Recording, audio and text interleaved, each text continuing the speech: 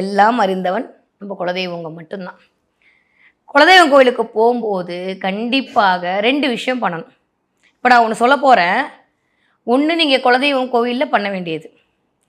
இன்னொன்று குலதெய்வத்தை வீட்டிற்கு அழைத்து வருவதற்கு குலதெய்வ கோயிலில் ஒன்று பண்ண வேண்டியது. 2 விஷயம். நான் சொல்கிறது புரிஞ்சிச்சுல்ல?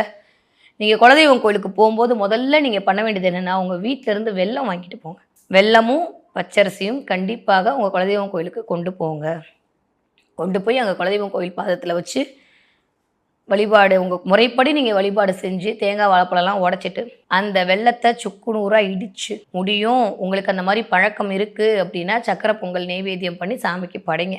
இல்லை மேடம், நாங்கள் தனியாக தான் போயிட்டு வரோம், இருக்கிற மாடர்ன் சொசைட்டியில் எங்களால் எல்லா அங்காளி பொங்கல்லாம் கூட்டிகிட்டு போக முடியல, இதுக்கு ஏதாவது ஒரு ரெமெடி சொல்லுங்கள் அப்படின்னா உடனே அந்த வெல்லத்தையும் வாங்கி கொண்டு வந்து ஒரு பகுதி இடித்து அந்த குலதெய்வ செவுரை சுற்றி இருக்கக்கூடிய இடத்துல தூவி விட்டுவாங்க. பாதி வெல்லத்தை கொண்டு வந்து நீங்கள் வீட்டில் வச்சுட்டு உங்களுடைய சாப்பாட்டில் அதை கலந்து அன்னைக்கு ஒரு நைவேத்தியம் உங்கள் வீட்டில் குலதெய்வம் படம் வச்சுருப்பீங்களா, அதை வச்சு ஒரு நைவேத்தியமோ வழிபாடோ பண்ணிவிட்டு நீங்கள் அதை சாப்பிட ஆரம்பிங்க.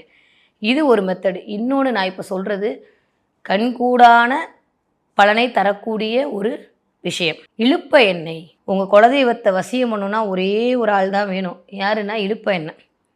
இலுப்ப எண்ணெய் அப்படின்றது 1000 நெய் விளக்கு ஏற்றுவதற்கு சமமான ஒரு பலனை கொடுக்கக்கூடிய எண்ணெய்.